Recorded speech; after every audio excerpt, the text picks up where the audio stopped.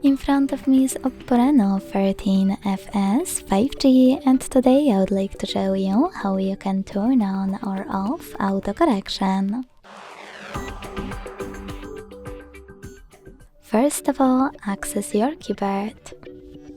Now, if you have suggestion strip on, you can click on this gear icon instantly.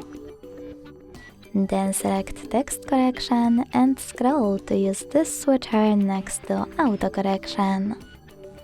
If you don't have it on though, you need to access devices settings and scroll all the way down or right away.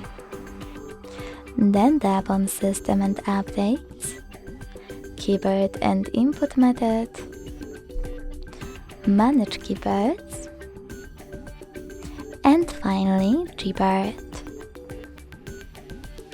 Now select text correction again and operate the same switcher. Thanks so much for watching. If you enjoyed this video, leave a like, comment and subscribe. Bye!